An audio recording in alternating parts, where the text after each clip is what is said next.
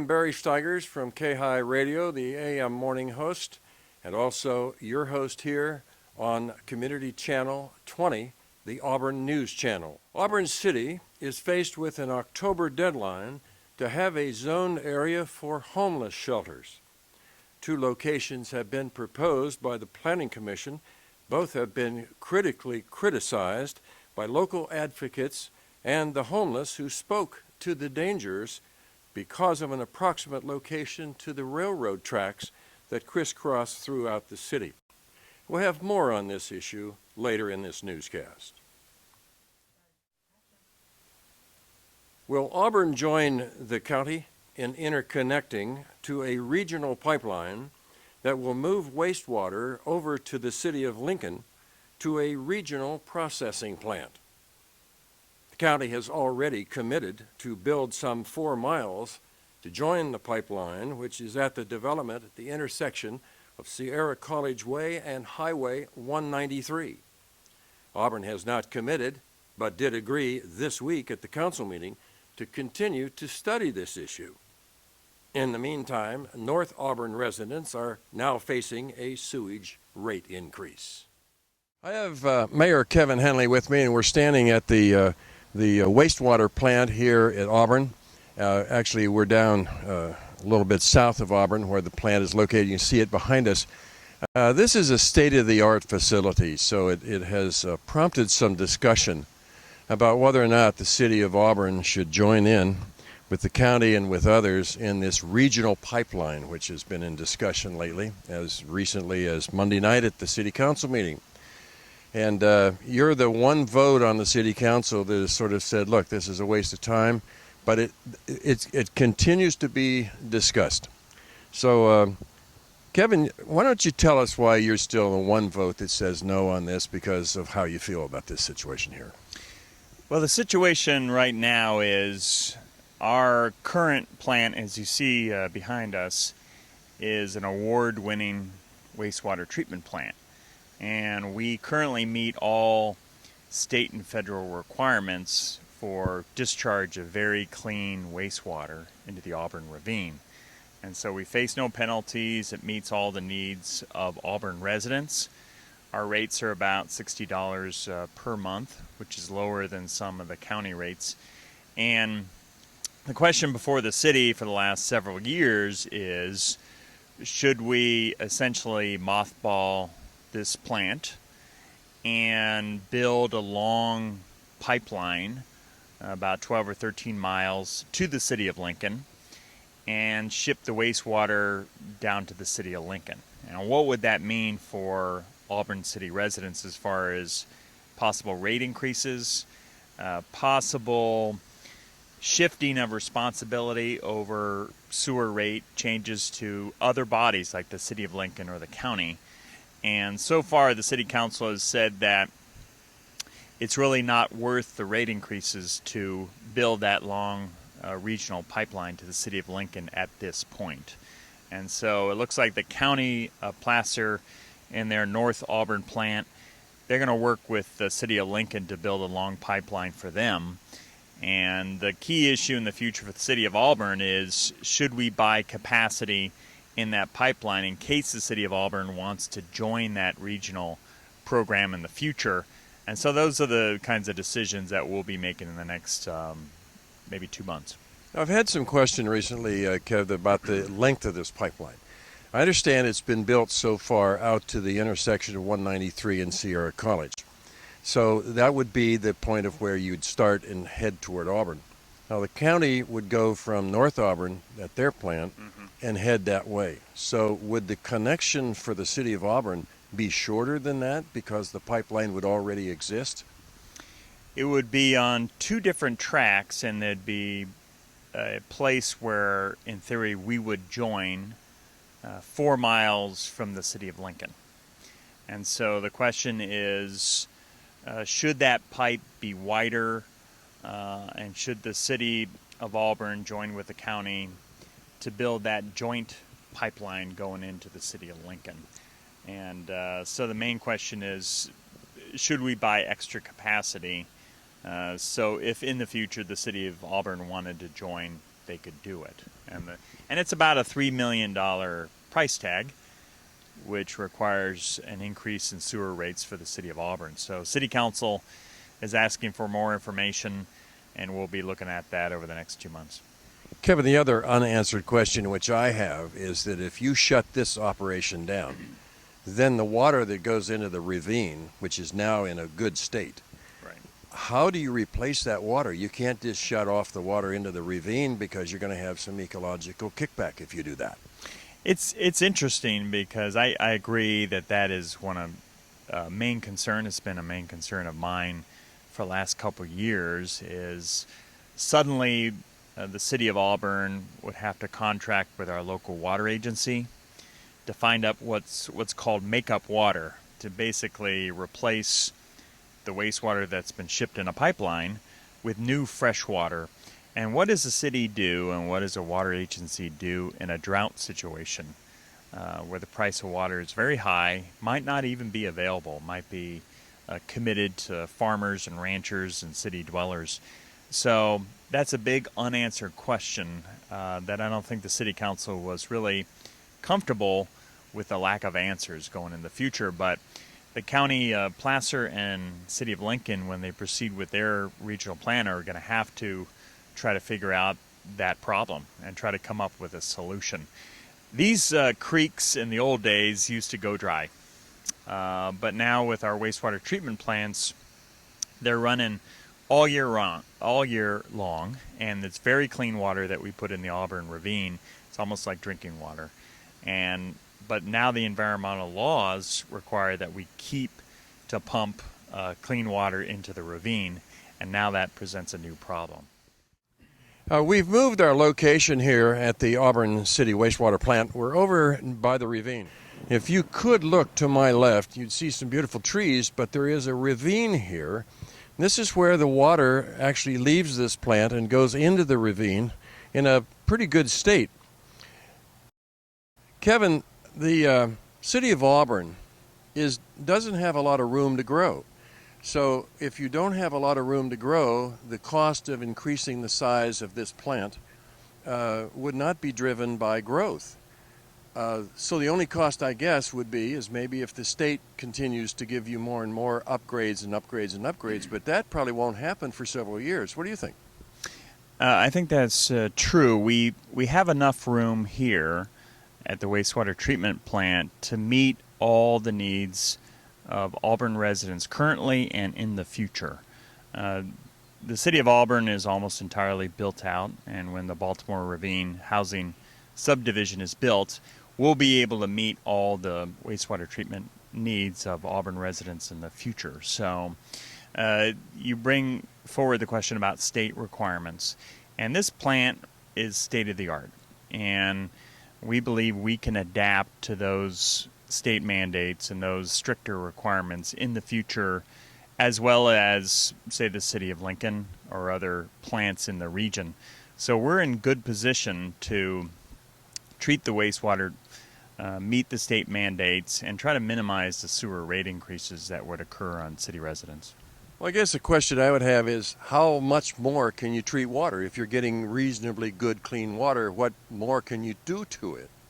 We also have a strategy of encouraging residents to turn in their old pharmaceuticals, their pills, because sometimes what we find is people flush down the toilet some of their unused pharmaceuticals, and that really affects the wildlife when we discharge into the streams, and state authorities and federal authorities are concerned about that. But we're trying to be proactive, and we've collected thousands and thousands of pounds of old pharmaceuticals that never went into the wastewater stream. So we're collecting that, destroying those, and protecting the environment. So being proactive in that way will help minimize future increases in sewer rates. We'll be doing this behind City Hall. This is not the first time. This is several times I know I've used the service, and this is to address this problem. It's the right way to do it. So I hope we get the communication out to people to use this, because it is not only it's a good way to do it, it's a safe way to do it. And in Placer County, all the cities in the county are working together. So the program is building and building each year, and we're collecting more of the old pharmaceuticals, and we're keeping track of those records, and we're actually putting that into our performance-based budgeting, is how much can we collect from residents in a voluntary manner and show that we're doing a good job in making sure our Auburn Ravine is healthy for wildlife and for people to enjoy. Mayor Kevin Hanley with me here in News 20. We're enjoying being out here in this beautiful setting. It is beautiful. The lawns are mowed and the trees are beautiful, and it's just a beautiful day to be here. This is the Auburn Waste Treatment Plant, and we'll return here once in a while as this debate continues. And it'll be a constant debate, I'm sure, for some time. But for now, it appears as though maybe that's all it is a debate. That's true, and as a city council, we're looking at all the details, and we're concerned about sewer rate increases for residents, for businesses. So we're going to try our best to keep sewer rates as low as possible, and also keep the Auburn Ravine as clean as possible for wildlife and residents to enjoy. Gary Thompson with the City of Auburn. City of Auburn, CH2M Hill. We run the plant here for the City of Auburn. Great. We understand that you have some friends that live out here with you underneath the solar panels. Yeah, right now we've probably got a herd of about 12 deer. In the afternoon they come out here and feed on the grass and sit underneath these panels like umbrellas. Isn't that fun? So they help cut the grass back, and in the meantime they're sunning themselves. They must think they're at some sort of a resort or something, right? I think they do. It's definitely it's kind of a treat for us to come out here, and when we have to work, you see them walking around saying hi to us. So it's cool. Thanks, Gary. You bet. Mayor Hanley and I have now moved up to a higher point here at the wastewater plant, and behind us you can see what is kind of the newest addition to the plant. Talk about this. What is this behind us? Well, we worked to put over 300 solar panels here at the wastewater treatment plant, and it's been a very successful program because wastewater treatment plants take a lot of power to run to clean the water and discharge to the Auburn Ravine. So these solar panels now achieve an 88% of our power needs at the wastewater treatment plant. So that means lower electricity costs that are ultimately paid by Auburn residents and businesses. So these solar panels help keep sewer rates lower than otherwise would be. Now with solar panels, the basic cost once they're in doesn't go up, does it? There is some maintenance, but basically if you're replacing 80% of your need, I think we could stand here 5 years from today and say you're maybe doing even a little bit more than that rather than less.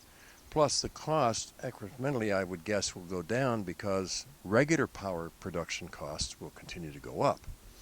And we projected over 10 years that we would save $1.5 million because of the installation of these solar panels. And because the way energy markets work in the future, one could guess in an educated way that electricity rates will go up as the demand goes up and supply is restricted. So I think these solar panels are a good investment for City of Auburn and our residents to stabilize the sewer rates ultimately. So I think it was a good move on City Council pushed this idea. City staff found a great way to do it with a local company. And so far, it's working well. Is there ever a situation where you think you'll be producing more than you need so that you can get back on the grid and get some of that return from the utilities when in fact they would become your customer? I think we factored in that we probably won't produce more power than we actually need. Part of the updating process of this wastewater treatment plant was to use intense light and heat to actually clean up the wastewater and then discharge it. So we're using a process which requires a lot of electricity but doesn't require a lot of chemicals. So we don't have to discharge those chemicals into the water. So we're using a little more electricity to clean the water, but these solar panels are helping keeping the cost down. So if we break even, that would be really a great achievement for us.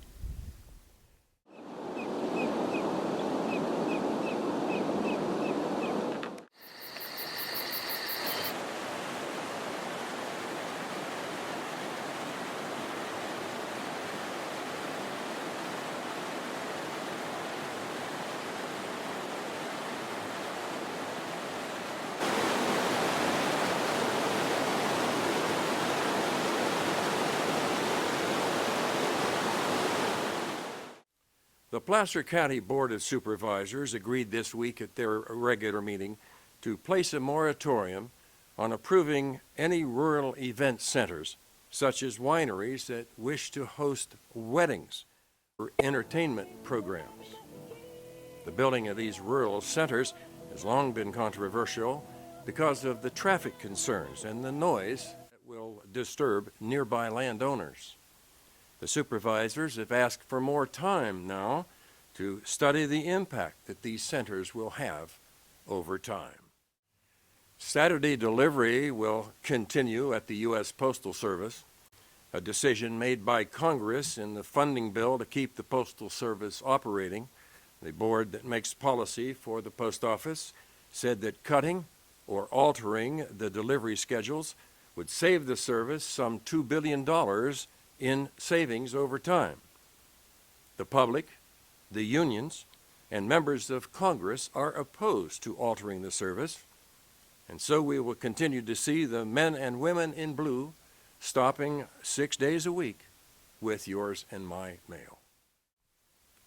As we mentioned earlier in this cast, the City of Auburn must address a zone change to accommodate the construction of homeless shelters within the city limits.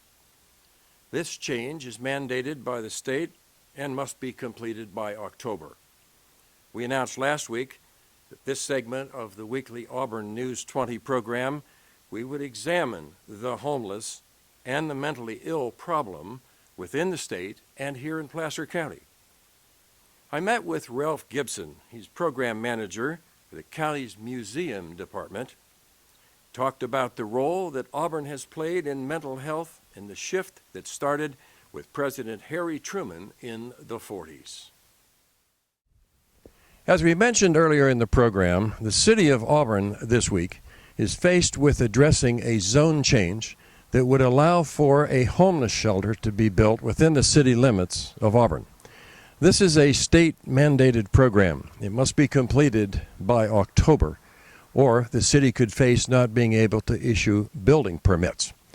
We were there, and of course it now fits into this whole series of programs that we have started to do as a part of our weekly News 20 program.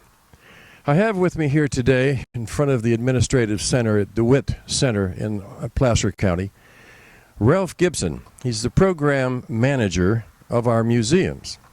Ralph, thanks for coming by. I appreciate you joining us today. Oh, I'm glad to be here. The reason I asked you to come see us is that we're standing in what is called the DeWitt Center. Now, that has a long history. This is not a new facility. We're standing in front of one of the newer facilities. Mm-hmm. But the facility's been here a long time, and I thought it would be kind of interesting if we get a little history on the DeWitt Center. It was nothing but farmland some years ago, but look at it now.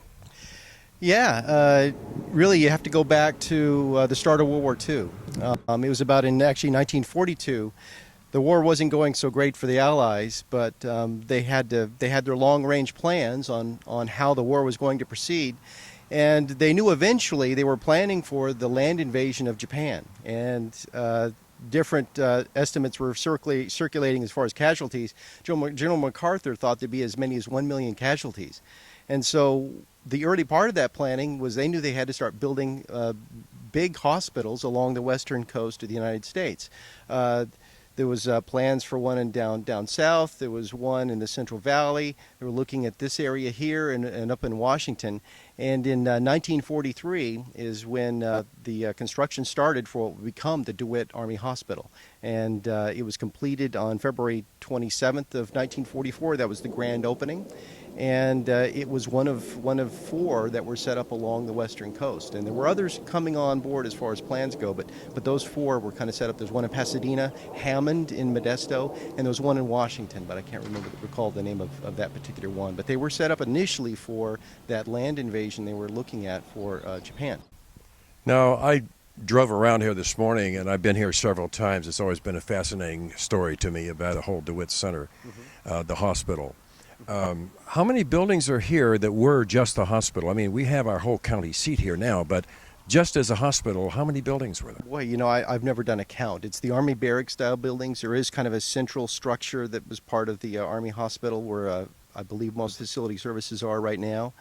But I've never done a full count of what's here right now, because we have lost some buildings over time just because they're old, and they just really were never built to last that long. This was a World War II project. So this was a temporary facility Right. that turned out to be pretty permanent.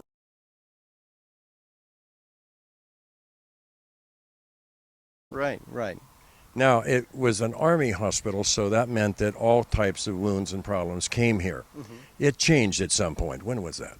Well, after World War II, it was in 1946. That's when the federal government began the transfer to the state for this property to become a state mental hospital. And that transfer began in 1946, was completed in early 1947, and in 1947 the DeWitt State Hospital began receiving patients.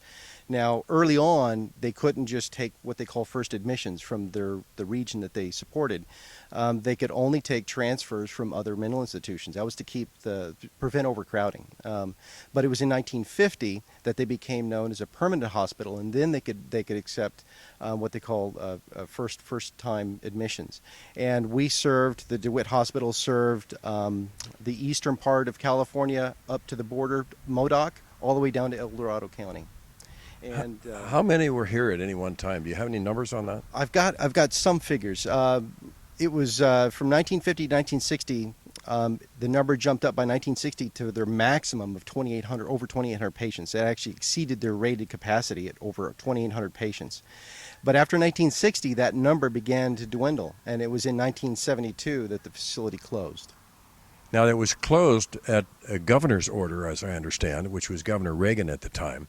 And so the hospital was sounded like it was sort of unceremoniously closed. What happened to all the patients? Well, that I don't know. If they closed, they were either transferred to another facility, or if there were no facility to go, I'm not sure. I don't know what happened to all of them. But I will say that something else too is DeWitt's kind of got a twin. One of those hospitals I was talking about earlier, Hammond in Modesto, has the same parallel history that DeWitt has. It was an Army hospital for World War II. Constructed under the same purposes, and then at the end of World War II was transferred to the state to be run as a state mental hospital, and that one closed in 1970. So the same thing happened there 2 years earlier. So it does have kind of a twin here in California. Well, it sort of appears that the patients were somewhat turned on to the street. They had no place to go. A lot of them became homeless, which is really what we're really dealing with here as we talk about this project. Is that the homeless, and about 70% of the homeless, we're told, require some kind of mental help. So after they closed the hospitals, the grand plan, which started clear back before World War and during World War II by Harry Truman, was that the mentally ill would get treatment down at the county level. So it would eventually become a county problem. The reasoning made some sense if you think of it. Is that the mentally ill should be as close to their home and their families as possible. So getting it down to a county level and down to a city level sort of made sense. There are facilities now here for the mentally ill, is there not? I mean, there is clinics right here in DeWitt Center now today that you can walk up and go through a front door and get some kind of attention.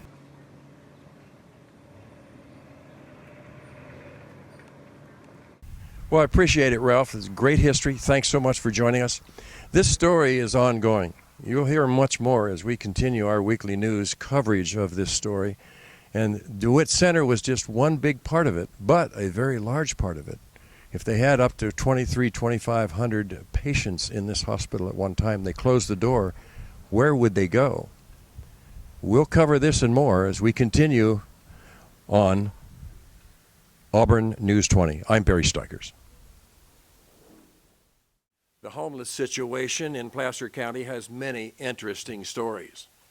Knowledgeable people have told me that southern Placer County is considered a destination point for homeless from all over the country.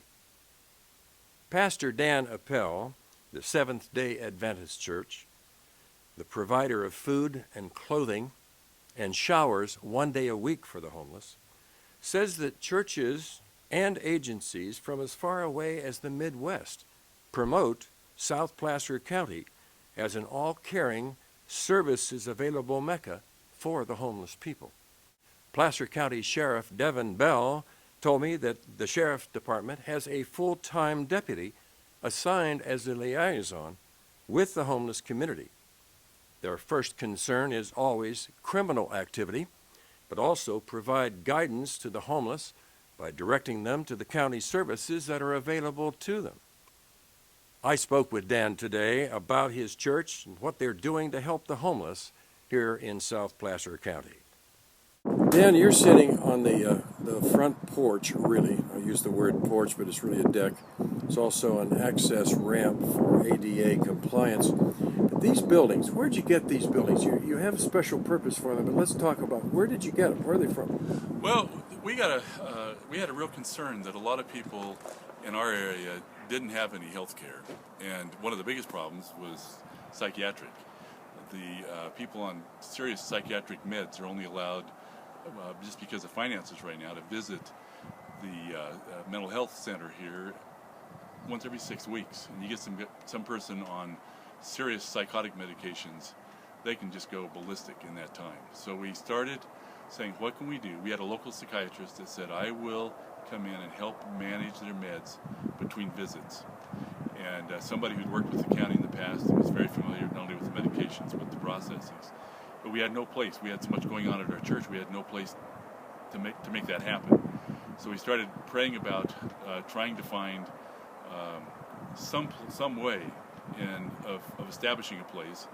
And a church down in Rockland, Roseville area, had bought these 8 years ago from the city of Rockland, and we're going to turn them into Sunday school classrooms. And unfortunately, once they got them out to their site, it turns out that there was a moth in a tree that would be disturbed if they were placed. So they spent 8 years trying to get permission to put these in place. And when they heard what we were doing, they said, we're really supportive, we'll give them to you if you can pay to have them moved up here. Our goal is to provide for those people who absolutely cannot get any health care through Medi-Cal or Medicare or anything, who have fallen between the cracks, to provide medical care. As we got to know more of them, some of them are in terrible shape, dental-wise. Many of them, their teeth are almost falling out of their heads, and in a lot of pain. The physical, medical problems, and so we decided we were going to establish a free medical clinic, and it has been miraculous. People in this community have heard what we're doing and just keep coming to us and saying, what can we do to help provide medical care? And so there'll be, well, I can show you inside, there's a complete optical setup for doing eye exams. There is a room for counseling and psychiatry. There's 3 medical exam rooms and treatment rooms. There'll be 3 complete dental operatories. And see, what am I missing? There's one other thing, I don't remember what it was. Anyway, we're going to offer classes on how to live healthfully. We're working to help people with a lot of their addictions and helping them overcome those. And in this case, it's been a wonderful community cooperative effort. We're hosting it here, but a lot of the people involved in this are not Seventh-day Adventists. There are people from a number of churches. There's a number of people who wouldn't call themselves Christians or members of any church that are involved. And it's just an opportunity to work together as a community and provide help for those that need it. Dan, how big is this population? You know, I don't think, once a year the county does a census where they try to figure it out. And it's hard to tell. You know, we have people living in all the rural areas around here because they got nowhere else to live. And some of them are there because they have psychiatric problems. Some of them are there because they've lost their employment. We have people who come here who are sleeping in their cars. It may be a Lexus, who've lost their house, have lost their family, lost their job in this economy and are desperate. We have people who just love the outdoor lifestyle. They generally keep a really clean camp. They bury stuff that should be buried. Most of them have jobs and contribute. They vote. They're contributing members of society. There are people who, when the economy's good, work in businesses like fast food and loading docks and those kinds of things. And when things get bad, they couch surf with their friends. There are people, there is probably a small percentage within 5-10% who are,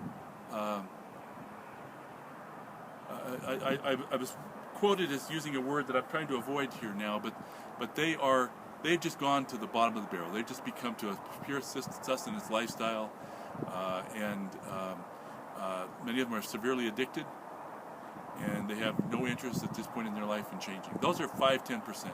The rest of the people are great people. Even some of those others are good people. We have guys that are PhDs that are among the homeless. We have people who've had very responsible jobs. I had a guy here the other day saying, you know, I was the construction superintendent for a very, very large construction company in this economy. It went bad. I've lost my job, my house. I've lost everything. And in the process, I lost my family. And so we as a church family, and also we as a community, I think, want to just help people because they deserve help.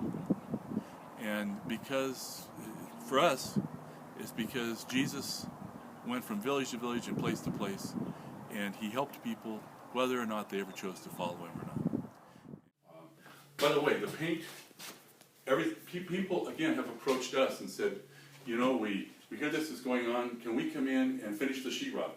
They did all the taping. Can we come in and do the painting? One of the local paint suppliers, Warehouse Paints, provided all the paint, and have just the office supply place, blank on the name, down in Walker Supply, generously donated the office equipment. All these chairs that you see here were donated by Walkers, and as a ministry to people that really need the help and support. The cabinets were built by a local cabinet maker. There was actually 4 guys from the Auburn Area Woodworkers Guild who worked together and built the reception area for us. Everywhere you look, there has been virtually no, after we got the building sited and set up, there has been virtually no paid labor. It's all been volunteer donated. And I want to say one other thing. I want to give a special word of credit to the Placer Planning Commission and the people over at the DeWitt Center. While they were unable to not charge us the fees that would be charged to anybody else, they have bent over backwards to help us with everything they could as far as getting the permits taken care of, showing us what we need to do and how we need to do it. And I just want to honor the county for what they've done to help make this possible. I'd be here all day if I started naming the people who have come to our aid and who have joined us in this project. But just to name a few, there are several local doctors who have said, man, we want to be involved. What can we do? How can we come over and be a part? 3 local dentists so far have said, we want to come over and help. There's this optometrist. I'd also like to express my appreciation to Chapaday, which is the Indian Health Service clinic. They have just bent over backwards to be supportive and help us with ideas and do what they can to help us. Also, Gathering In, Susie DeFawcett has been gracious and supportive and helpful, and we just really appreciate it. And lastly, a lot of people don't realize that Sutter Memorial Hospital is in a very awkward position when it comes to the homeless in our area. People who don't have health care, they can't go to a doctor. They don't have Medi-Cal or Medicaid. And so the only place that will take them is a hospital emergency room. Because by law, they're mandated, if you walk through the door, they have to treat you. So a lot of people in that situation, just out of desperate need, use the the hospital emergency room as their local doctor's office. And one of the things that we believe is going to be really helpful is that we're going to be able to be a referral center for them. A lot of the people who would walk into the emergency room, they'd said, no, we need you to refer you over to this clinic. And our biggest need right now, quite frankly, is physicians. Because right now, we're probably going to be open like one evening a week. And we're wanting to start small. And we'd rather start small and do that well than get big. But as there's more and more people who are saying, what can we do to help? We hope the day comes we can be open multiple days a week. And help the hospital and help the community, because the city of Auburn and this part of Placer County have a reputation across the United States, and I'm not exaggerating, as being one of the most caring places on earth. It's one of the reasons I'm proud to live in Auburn, and I hope to live here the rest of my life.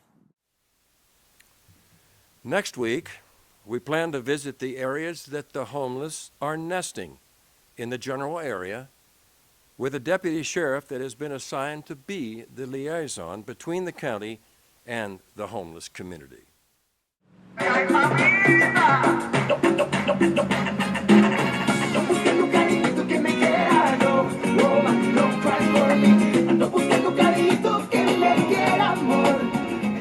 And today I'm on Atwood Road outside Maria's taco truck. Maria used to park her taco truck up in Auburn, but due to ordinances that disallowed food trucks in the Old Town area, Maria was forced to move her business to somewhere else. Well, they didn't want her, someplace they didn't want her truck anywhere, so they... downtown. Downtown, they didn't want her. Well, she's competition to the local. It looks like Maria's doing a really good business right here on the corner of Richardson and Atwood. So I'm going to have to go treat myself to a delicious lunch. So tell me why you come to Maria's. I love to come over here because she's really friendly, the food is great, and it's a very nice environment here, so I love it. Do you work close to here? In the Placer County Human Services. Oh, lovely. So this is a great spot. You can just come down here, probably take a walk during your lunchtime. Yes, exactly, and I come over here with my friends too, so it's very authentic, yes. This is a really Mexican food, very good, very good. And what a lovely spot under the olive trees and everything. Yes, you know what, I stay over here sometimes, I eat on the table, so it's very nice. Yes, it's very nice over here. I think I'm going to do that today. Okay, it's a good idea, it's great today. Enjoy your lunch. Thank you for talking. So you're adding today's specials? I'm updating. So do you do different things on a Friday than you do other days? No, just depends. However, So fish tacos definitely though today. those are every day. Really? When Maria was told she'd have to find somewhere else to park her food vending vehicle, she did not know where she would go. Local bail bondsman Frank S. Calibretta stepped in to save the day and told Maria that she could park her food truck indefinitely on the vacant lot that he owns, which sits next to his bail bonds business on Atwood Road across from the county jail. This is beautiful. I am very, very lucky to Frank let me to parking in here. Oh boy, that has to be the best fish taco I've ever tried.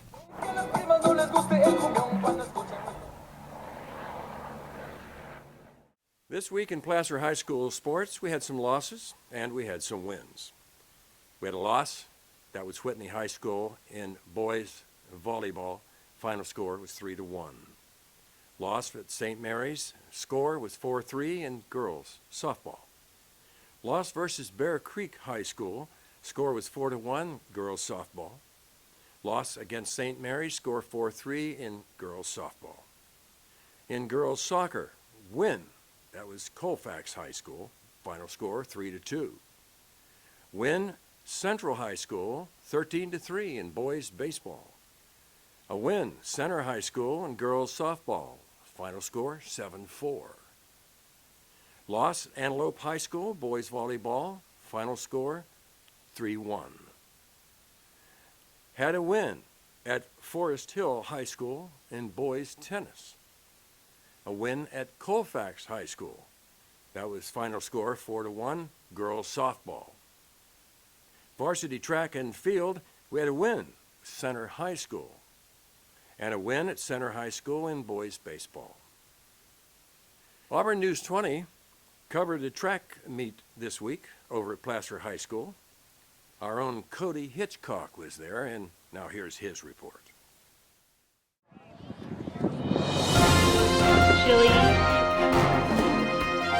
Thanks, Barry. This is Cody Hitchcock, the Hillman flag runner, at the track meet of Placer versus Center.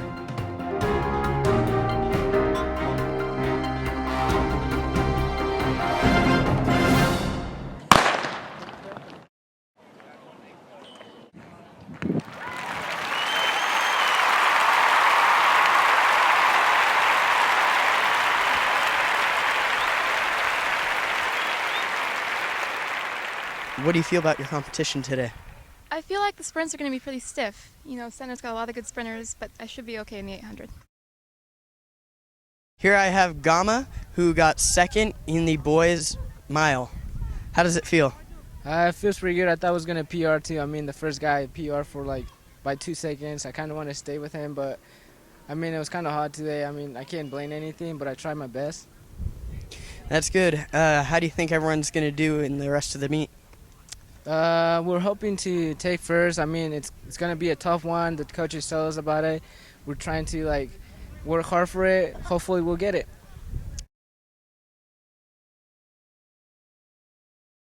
So, Johnny, you got first in the JV discus. How does that feel? Yeah, it was fun. I enjoyed it. So how do you think the rest of the meet's going to go? I think the rest of the meet's going to go great. We have a good team going on. We're all working together. It's going to end up real nice. You think us or Center is going to win?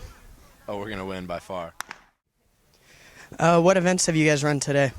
The 4x1, 200, and 4x4 in long jump. So 400, long jump, and 4x4. I'm just doing long jump. Varsity boys 800.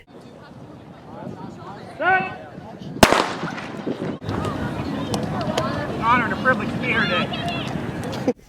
Here with me I have Donnie Williams, winner of the JV 800 and 400. How does that feel? Well, in all honesty, it hurts. It hurts, but it's a good kind of hurt. And you feel proud of it after, you get done running. So are there any other events you're running today? Yes, there is, Cody. I'm running a 4x4, which is 4 people running 400s. Each person runs one part of that race. And I'm the 4th guy on that team. And I'm also jumping JV high jump. Here I have Mason Sage of the Placer track team. So what events are you competing in today? Today I'm doing shot put, discus, and long jump. What do you think about your competition? They're pretty good school, so it's going to be some competition today. Who do you think is going to win?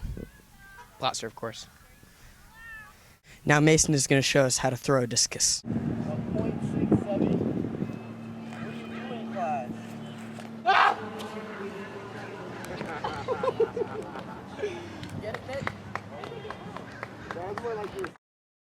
How do you feel about your competition? It'll be tough today with Center because they have some really good sprinters and jumpers. As far as distance, my events, we should fare pretty well. Finals for the evening. Placer has won this meet against Center High School. This has been Cody Hitchcock for Auburn News 20. Back to you, Barry. I'm Barry Stigers of K-High Morning News and your host here for the Auburn News 20. I'll see you next week.